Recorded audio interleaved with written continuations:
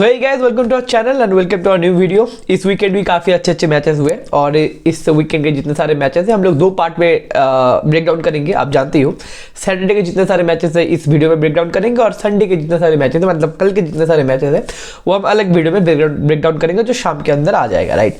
सो आज इस वीडियो में जितने सारे मैचेस का ब्रेक डाउन हम लोग करेंगे, 4 मैचेस का टोटल बातचीत करेंगे। पहला मैच है Real Betis versus Real Madrid, second match है क्रिस्टल पैलेस वर्सेस लिवरपूल, तीसरा मैच है Manchester United versus Bournemouth and चौथा मैच है Aston Villa versus Arsenal, right. तो first come first La Liga से स्टार्ट करते हैं। रियल मैड्रिड के लिए एक बहुत बड़ा अपॉर्चुनिटी था जिरोना या बार्सा से एक अच्छा खासा पॉइंट्स में डिस्टेंस क्रिएट करने का, जो रियल मैड्रिड एकदम चूकते हुए एंड रियल बेटिस से 1-1 ड्रॉ कर बैठा। एंड रियल बेटिस उतना भी खतरनाक टीम नहीं है, मैं एक्सपेक्ट किया था कि जीत लेगा रियल मैड्रिड, लेकिन एक चीज़ है रियल बेटिस अपने होम पे अभी तक अनडिफिटेड है, अभी एक भी मैच हारा नहीं है, राइट। एंड रियल मैड्रिड का अगर बात बोले 2-3 चीज़ दिखने को मिला। एक है हमारा जो मिडफील्ड है, टोनी क्रूस और वेल्वर्दे का जो मिडफील्ड था, जो डुओ था, उसमें क्या प्रॉब्लम है कहने कि रियल बेटिस को अच्छा खासा स्पेस मिल रहा था। चुआमेनी जो करता है, जो वर्क रेट प्रोवाइड करता है या जो उसका फिजिकलिटी प्रोवाइड होता है मिडफील्ड में, वो कहने की मिसिंग है। अब टोनी क्रूज से आप वो एक्सपेक्ट नहीं कर सकते, मतलब टोनी क्रूज भाई बूढ़ा हो चुका है, राइट। उससे उतना वर्क रेट बोलो, उतना फिजिकलिटी बोलो, आप कहने के आप एक्सपेक्ट नहीं कर सकते। तो चुआमेनी का वो जो पार्ट है मिसिंग है मिडफील्ड में, तो चुआमेनी आई होप इस महीने के एंड में आ जाएगा एंड कहने की चुआमेनी का सर्विस हम लोगों को मिल जाएगा जनवरी से। एंड अगर बात करें जूड बेलिंगम इंजरी से आया, उसके बाद जूड बेलिंगम वही करना शुरू कर दिया जैसे जूड बेलिंगम करता है, एक बंदा फिर से एक चीकी गोल स्कोर करते हुए एंड कहने के रियल मैड्रिड को एक लीड दे चुका था। लेकिन उसके बाद रियल बेटिस का एक बैंगर आया भाई, वो जो गोल था अमेजिंग गोल था भाई। मिडफील्ड से आप उतना अगर बैंगर देते तो गोलकीपर कुछ कर नहीं पाता। उसके बाद रियल बेटिस ने स्कोर लाइन इक्वल कर लिया। उसके बाद रियल बेटिस को 2-3 और भी मौके मिले थे, लास्ट में तो एक हिडर बार पे हिट हो गया, नहीं तो मैच हम हार भी सकते थे। लेकिन ये भी चीज़ है, रॉड्रिगो भी काफ़ी अच्छा खेला। रॉड्रिगो को लास्ट में एक मौका मिला था, 2-3 बंदे को ड्रिबल करके बंदा ले चुका था। उसके बाद जोशीलू का वो मिस, आप देखो मुझे बहुत सारे वीडियो में मैं बोल चुका हूँ कि जोशीलू का जितना सारा मिसेस है वो कहने कि छोटे मैच के या छोटे टीम के अगेंस्ट में आपको उतना चुकता नहीं, लेकिन बड़े मैचेस में, इंपॉर्टेंट मैचेस में देखो यहाँ पे पॉइंट्स लूज किया रियल मैड्रिड। अगर वो जोशीलू वो फिनिश कर देता तो कहने कि हम लोग 3 पॉइंट ले आते, राइट। तो कहने कि ये सारे चीज़ें, फिनिशिंग अच्छा नंबर 9 होना क्यों जरूरी है, क्योंकि वो हाफ चांसेस बोलो, वो क्रूशियल पॉइंट में फिनिश बोलो, आपका एक पॉइंट डिफरेंस क्रिएट कर देता है। 1 पॉइंट मिला नहीं तो हमको 3 पॉइंट मिलता, राइट। ये 2 पॉइंट कहने कि वो जोशीलू का मिस हमको चुगेगा बाद में, अगर at the end of the league हम लोग 1-2 पॉइंट से लीग हार जाते हैं। And that's what we get from Real Betis. And अभी अब सेकंड पोजीशन पे हम लोग, क्योंकि बार्सा और जिरोना के मैच के बाद हम लोग दूसरे वीडियो में करेंगे। अभी सेकंड पोजीशन में, 1 नंबर पोजीशन में जिरोना है। अब जिरोना धीरे धीरे थोड़ा सीरियस बनते हुए जिरोना को थोड़ा बहुत रोकना पड़ेगा, अभी देखना पड़ेगा। अभी अगर पॉजिटिव बात बोले, मैंने बोला चुआमेनी इस महीने के एंड में आ जाएगा। एंड आपके जो कार्वाहल है एंड विनीसियस है वो 2024 मतलब जनवरी महीने में आएगा। एंड विंटर विंडो में तो आंसेलोती बोल ही चुके हैं हम लोग कोई साइनिंग नहीं करेंगे, तो देखना पड़ेगा आंसेलोती कैसे मैनेज करता है एंड ला लीगा में प्रोसेस करता है, क्योंकि बहुत सारे लोगों के अंदर ये होप बन चुका है कि ला लीगा इस बार हम जीत सकते हैं, क्योंकि इस बार का जो फेवरेट है दैट इज बार्सिलोना, वो अभी तक क्रम्बल करते हुए, तो उसका अपॉर्चुनिटी को हमको थोड़ा बहुत फायदा लेना चाहिए। And hope for the best, देखते हैं आने वाले मैचेस में क्या होगा। आने वाले मैचेस हमारे अभी तो यूसीएल में है, यूनियन बर्लिन के साथ एवे मैच खेलना पड़ेगा, तो बहुत सारे प्लेयर को रेस्ट मिलेंगे।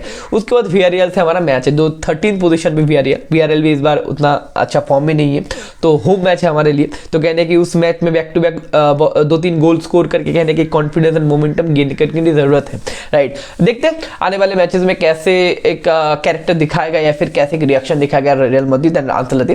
तो और हम लोग अभी इस मैच से शिफ्ट करते हैं प्रीमियर लीग में, दैट इज फर्स्ट मैच हम लोग डिस्कस करेंगे, that is crystal Palace versus Liverpool. मैंने बोला था कि क्रिस्टल पैलेस से बहुत सारे टीम का मतलब पॉइंट्स लेके आना बहुत प्रॉब्लमेटिक हो जाता है, क्योंकि क्रिस्टल पैलेस बहुत ना फिजिकल टीम है, वो आपको बुली करेगा, बड़े बड़े ताकतवर प्लेयर है आपके पास। बट लिवरपूल वो फिजिकलिटी से बुली नहीं होता, लेकिन थोड़ा बहुत क्रम्बल हो गया था लिवरपूल के लिए, क्योंकि 1-0 से पीछे था, 57 या 60 मिनट में पेनल्टी मिला था क्रिस्टल पैलेस को एंड उसके बाद कहने के थोड़ा बहुत क्रम्बल हो गया था। लेकिन फाइनली साला ने गोल करके कहने के स्कोर लाइन बराबर कर दिया। साला का 200 गोल है लिवरपूल जर्सी में एंड 2-3 मैच से साला का गोल नहीं आ रहा, तो ये गोल साला के लिए बहुत इंपॉर्टेंट था। कहने के साला के गोल के बाद लिवरपूल और भी ज्यादा कंट्रोल में लगा एंड कंफर्टेबल लगा। लिवरपूल कंट्रोल में था, 75% पोजीशन लिवरपूल के पास ही था, लेकिन काउंटर में कभी कभी क्रिस्टल पैलेस हिट कर रहा था, क्योंकि आपको पता है क्रिस्टल पैलेस काउंटर में खेलता है, फिजिकलिटी एंड लॉन्ग बॉल में खेलता है कहीं ना कहीं।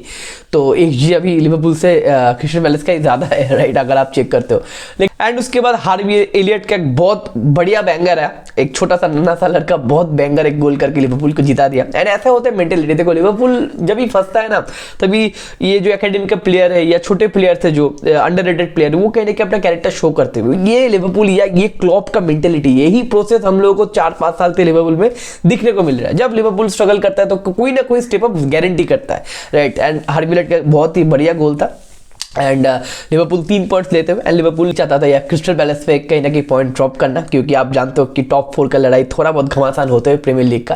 एंड लिवरपूल अगर ऐसे ही इस मोमेंट पे अगर पॉइंट ड्रॉप करता है तो बाकी टीमों को बहुत फायदा होगा। लेकिन Liverpool eight the end of the day 3 points लेते हुए आ रहा है अभी लिवरपूल प्रीमियर लीग के टॉप पे रहते हुए। एंड आई होप कि क्लॉप इस बार भी लिवरपूल को टॉप पे फिनिश करे और अपना दूसरा प्रीमियर लीग टाइटल लिफ्ट करे। अब देखना पड़ेगा, क्योंकि सिटी का तो सिटी है भाई, सिटी तो एक फॉर्म में आएगा guarantee. And I hope Liverpool city को ट्रबल करे प्रीमियर लीग की टेबल में।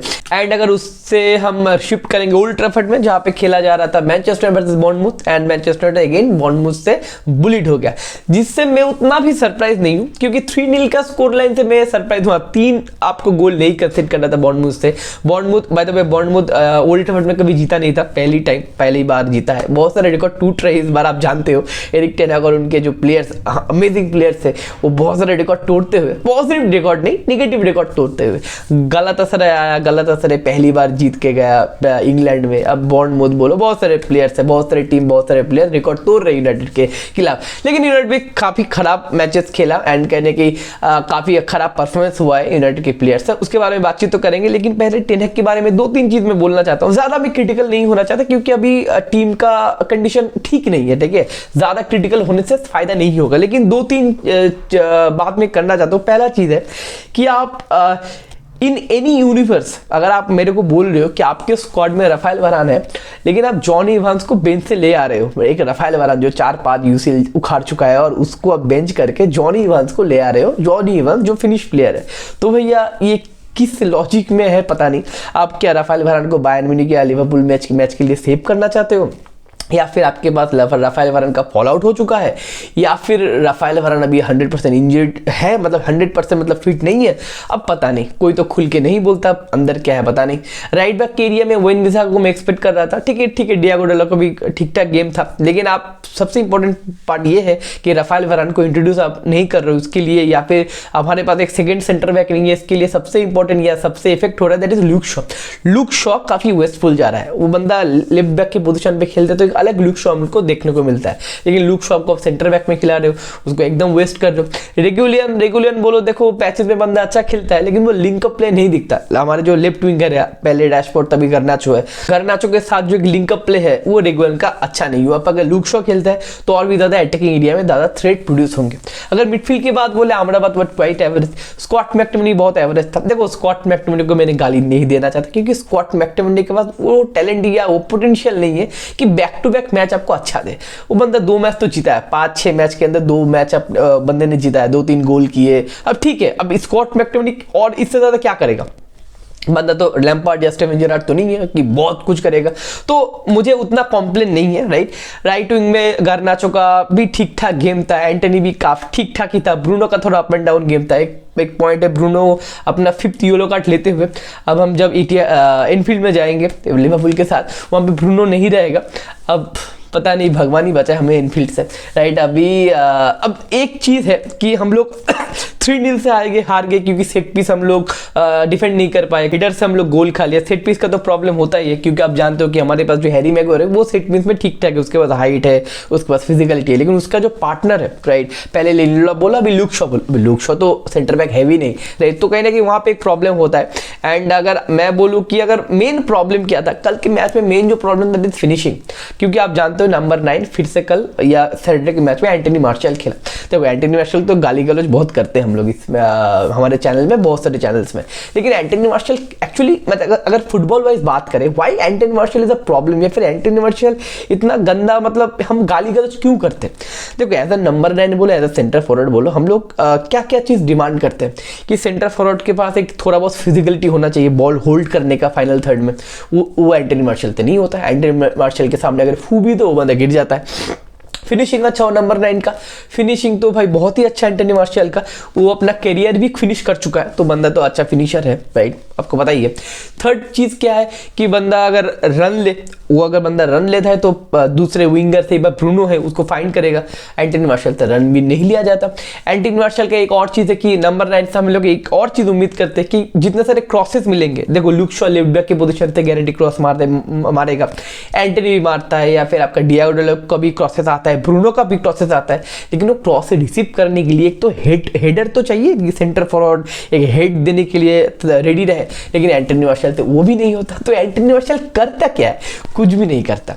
अब देखो हॉयलैंड को स्टार्ट नहीं दिया टेन हैग, क्योंकि पता है कि हॉयलैंड को बैक टू बैक 90 मिनट्स अब नहीं देना चाहते, क्योंकि बंदा अगर इंजर्ड हो गया तो भाई प्रॉब्लम है। वैसे ही हमारे पास वारान इंजर्ड है, लिसांड्रो मार्टिनेज इंजर्ड है, क्रिस्टियन एरिक्सन इंजर्ड है, कैशिमेरो इंजर्ड है, अब एक और बंदा अगर इंजर्ड हो गया, मेसन माउंट इंजर्ड है, एक और बंदा इंजर्ड हो गया, सेंटर फॉरवर्ड में हॉयलैंड अगर इंजर्ड हो गया तो एरिक टेन हैग का तो भाई इनका सुख रात की चैन सब खराब हो जाएगा, ठीक है। तो हॉयलैंड को थोड़ा बहुत मतलब बचाते हुए, क्योंकि अभी हम लोगों को बायर्न म्यूनिख को होस्ट करना है, अभी लिवरपूल में जाना है राइट, लिवरपूल में जाना नहीं है, लिवरपूल में ह्यूमिलेट होने के लिए जाना है, तो उसके लिए हॉयलैंड को तैयार करते हुए, तो इसलिए एंटनी मार्शियल को पहला 45 मिनट देते हुए टेन हैग, और 45 मिनट बहुत हगा एंटनी मार्शियल। अब देखो एंटनी मार्शियल, रैशफोर्ड ऐसे प्लेयर अगर आपके टीम में है तो कैसे एक्सपेक्ट कर सकते हो। रैशफोर्ड भी उतरा था 15-20 मिनट के लिए, रैशफोर्ड भी उतरा था, वही सेम चीज़ मैं रिपीट नहीं करूंगा, बहुत खराब बहुत ही चीज़ राइट, मतलब एक ही चीज़ रिपीटेडली हुआ, लिंक प्ले नहीं, दिमाग नहीं, ब्रेन घर पे रख के आया रैशफोर्ड राइट। तो ये चीज है पूरा का पूरा मामला। देखो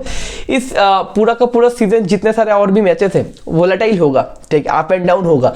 अब एक चीज है, मतलब एक नहीं 3 अच्छा चीज है ये नेगेटिव न्यूज के अंदर, एक 3 पॉजिटिव न्यूज भी है। पहला चीज है लिसांड्रो मार्टिनेज ने अपना पर्सनल ट्रेनिंग स्टार्ट कर दी है, थोड़ा बहुत फिटनेस में प्रोग्रेस करते हुए, एंड कैशिमेरो भी अपना पर्सनल ट्रेनिंग स्टार्ट करते हुए, आई थिंक इस महीने के एंड के अंदर कैशिमेरो आपको दिख जाएगा।